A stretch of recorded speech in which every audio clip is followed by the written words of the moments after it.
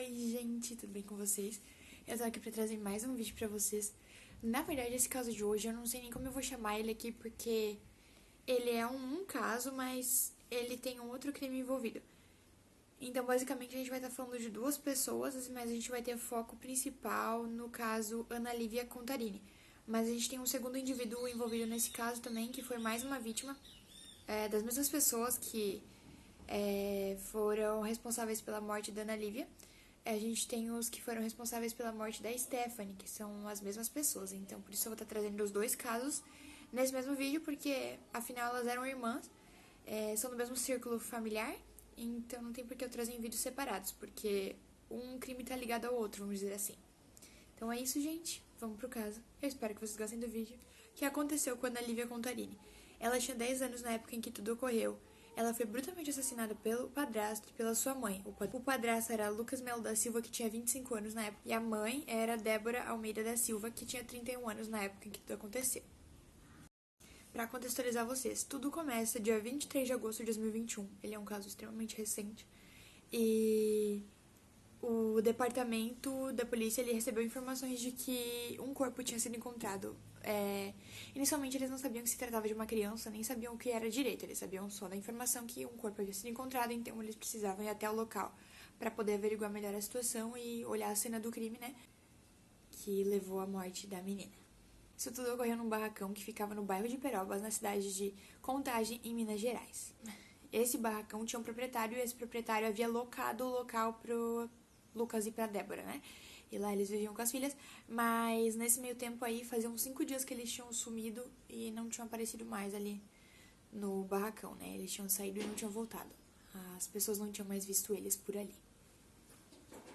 A equipe da perícia e da polícia compareceu ao local, mas eles não tinham muitas informações, eles vasculharam e tudo mais, procuraram naquela cena, né, do crime, mas eles não acharam nada assim que desse algum indício concreto para eles, né, do que se tratava aquilo. Depois da polícia e da perícia terem ido ao local, eles não encontraram nenhuma informação que desse algum indício concreto do que poderia ter ocorrido naquele momento ali, né, o que havia vitimado aquela criança. Por que ela havia morrido, né? Porque a causa era homicídio.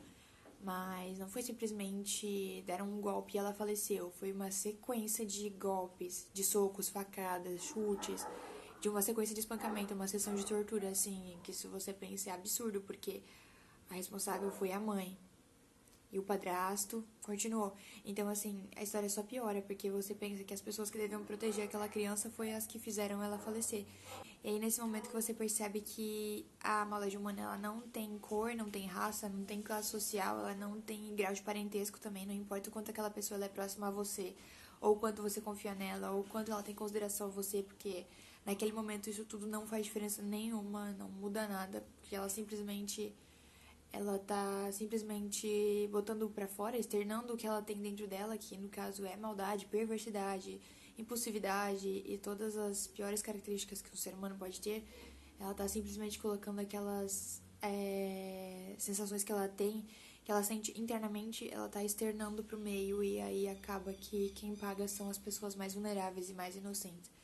E isso é muito, muito triste. Todos esses casos, principalmente os que envolvem crianças, eles são muito pesados e muito cruéis, e é muito difícil de você ler sobre. Não que o dos adultos não seja também, ele mexe com a gente também, mas o de criança ele mexe muito mais, porque as crianças elas não têm chance nenhuma de se defender. Um adulto geralmente pelo menos tem aquela probabilidade dele conseguir ter alguma atitude que possa fazer com que ele não seja morto, por exemplo, ele reagir.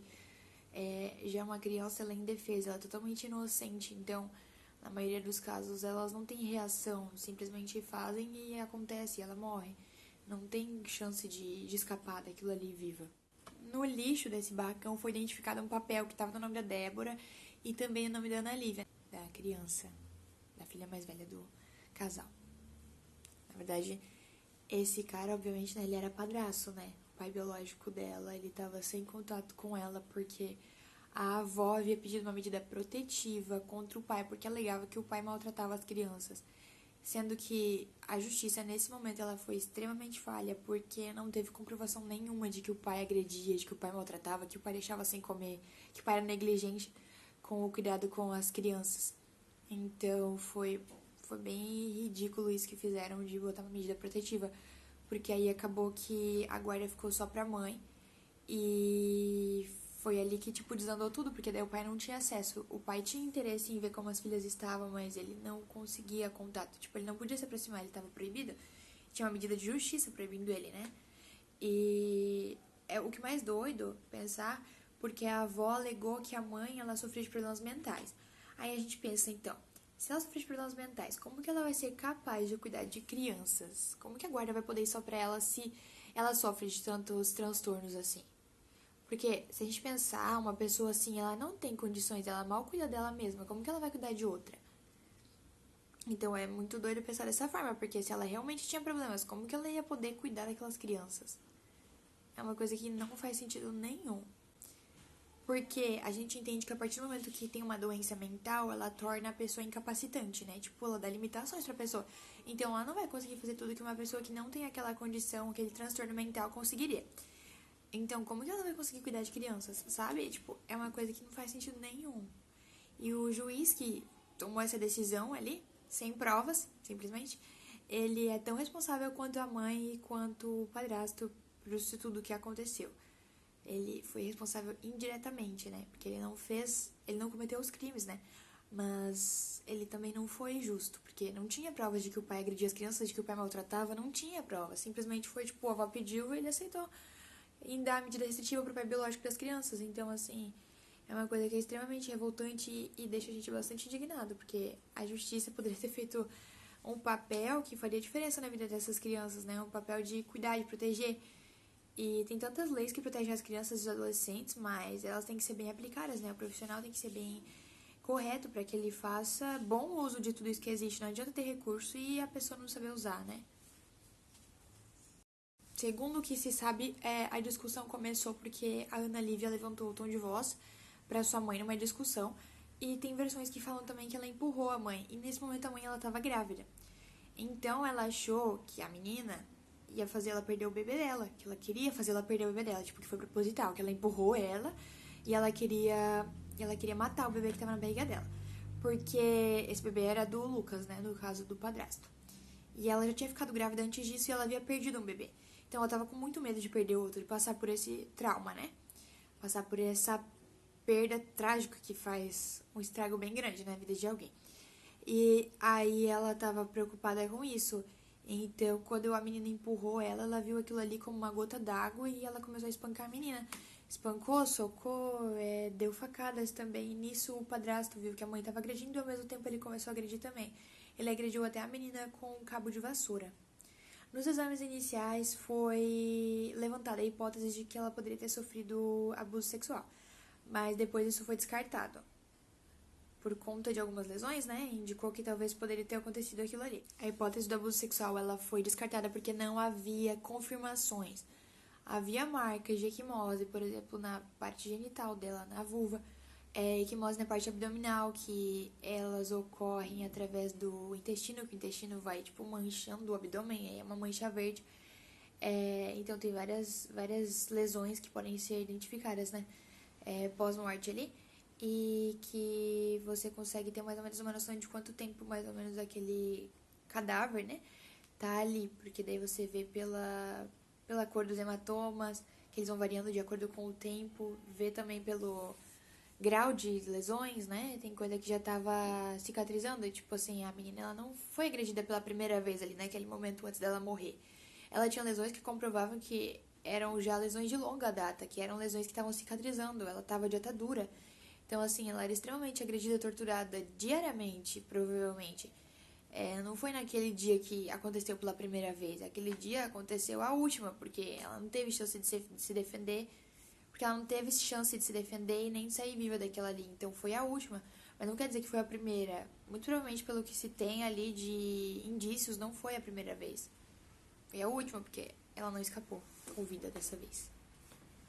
A mãe e o padrasto foram identificados como autores desse crime. O que é mais bizarro é que eles foram responsáveis por outro crime que aconteceu uns 2 meses antes, mais ou menos, no mesmo ano, que era da outra filha deles, a Stephanie. Ela tinha apenas 4 anos. Até hoje ninguém tem notícias do corpo dela. O corpo dela ele não foi encontrado.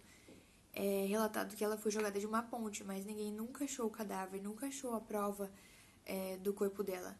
E ninguém tem informações sobre o que realmente aconteceu com ela, só sabem que eles foram os autores. Depois desse primeiro homicídio, o casal ainda teve a cara de pau de tirar férias em Porto Seguro e ainda postar fotos super felizes nas redes sociais. Com a outra filha, né? No caso, com a filha que tinha sobrado, que era a Ana Lívia.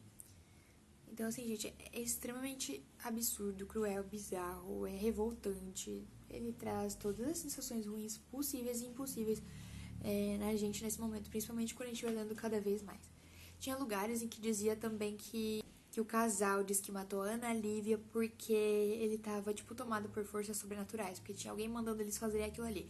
Tipo, como se fosse uma espécie de ritual, e eles estivessem fazendo coisas amando e a ordem de alguém, e não porque eles são maus, perversos, impulsivos. E se a gente parar pra pensar, é cada vez mais triste, porque a gente consegue raciocinar e chegar à conclusão de que se a Ana Lívia morreu mais tarde que a Stephanie ali, ela viu a irmã dela morrer. Então, pensa na violência psicológica e no trauma psicológico que ela sofria. Por ela ter passado por tudo isso, além de ser agredida, né? Além da tortura psicológica, ela tinha tortura física. E que provavelmente acontecia muito mais frequentemente do que a gente imagina, né? Porque não se tem tanto relato de agressões que ela havia sofrido antes, mas é porque o pai, pelo jeito, mal tinha contato, então não tinha como ninguém averiguar a situação dela, sabe? Porque o pai tava com uma medida protetiva, então ele não podia chegar perto pra verificar. Ele tava interessado em saber como as filhas deles estavam. Tanto que tem até uma conversa, que eu vou tentar deixar pra vocês aqui a foto, que diz que ele queria ver como estavam as filhas, e a mãe tava pedindo pensão. Ela tava pedindo dinheiro. E aí ele perguntou, eu vou depositar pra você, mas eu quero saber como minhas filhas estão primeiro. E ela não deixou ele visitar as meninas, ela só queria dinheiro, era puro interesse. Ela não tinha empatia, ela não tinha amor. Ela não queria que ele fosse ver elas, ela só queria o dinheiro dele, ela queria, tipo, extorquir. Ela não queria que ele tivesse contato com as filhas, porque senão ele ia saber tudo o que estava acontecendo ali dentro. E aí ia dar ruim pra ela. Não que não deu, né? Mas deu ruim pra filha também, né? Deu ruim pra ela depois, né? Que ela foi presa. Mas pra filha foi pior. Pior das piores coisas foi feito com ela. Aquele bebê que ela tava esperando, ele já nasceu e ele tá com os avós maternos hoje em dia, né? A avó, ela teve um filho também, foi dito por uma prima da Débora, né? Que a avó, ela teve um filho e ela quis dar ele pra adoção. Eles poderiam muito bem ter descontado a raiva que eles tinham e os sentimentos que eles tinham, né? Os sentimentos ruins que eles tinham neles mesmos, por exemplo, se batendo. Mas não, eles preferiam fazer isso em quem era mais vulnerável, que no caso eram as filhas, né? No caso, a Stephanie, quando ela estava viva, provavelmente ela também era agredida. E a Ana Lívia continuou viva, então continuou sendo agredida. O ciclo se repete, ele não muda. Se agrediam uma, eles agrediam a outra também. Então, provavelmente a infância delas foi muito triste. E a vida delas acabou ali, né? Elas não tiveram nem chance de continuar. Elas tinham tanta vida pela frente. Uma tinha 10 anos, outra tinha 4. Elas tinham toda a vida do mundo pra viver e não puderam, foram interrompidos. Tiveram sua vida interrompida de uma forma trágica e extremamente cruel. Os laudos mais tarde comprovaram que a mãe, ela sofria de transtorno de personalidade antissocial, que ele inclui impulsividade, falta de controle e dissociação com a dor do outro, que é, por exemplo, uma falta de empatia, tipo, se afastar da dor do outro, tipo, não sentir a dor do outro, né? É uma pessoa super desempática, egocêntrica, egoísta, e por aí vai. A condenação. A polícia, ela localizou e prendeu o padrasto da menina, o Lucas, né? Num aglomerado em Taquaril, que fica na região leste de Belo Horizonte, e a mãe, Débora, né, ela foi presa na Santa Casa. Então, gente, são essas informações que eu trouxe, que eu consegui sobre esse caso. Se alguém tiver alguma informação que eu esqueci de mencionar ou que ficou de fora do roteiro que eu montei aqui pra vocês, deixem aqui embaixo nos comentários que eu vou estar lendo e talvez eu tento fixar o comentário, alguma coisa assim, pra deixar todo mundo a par da situação. Apesar de que eu acho que não vai ter muita atualização agora, porque esse caso ele é recente, ele ainda deve estar ocorrendo, julgamentos e tudo mais. Então, As condenações eu nem sei quanto tempo, eu nem achei quanto tempo que cada um vai ficar preso, porque provavelmente ainda tá ocorrendo, tá no processo, então talvez até ocorre em segredo de justiça, eu não sei dizer ao certo, mas se alguém tiver alguma informação sobre e quiser deixar aqui embaixo, eu agradeço. E é isso. Lembrando que eu vou estar deixando todas as fontes de pesquisa que eu utilizei para fazer esse vídeo aqui embaixo, para quem quiser ter mais acesso às informações. E é isso, gente. Tchau. Até o próximo vídeo.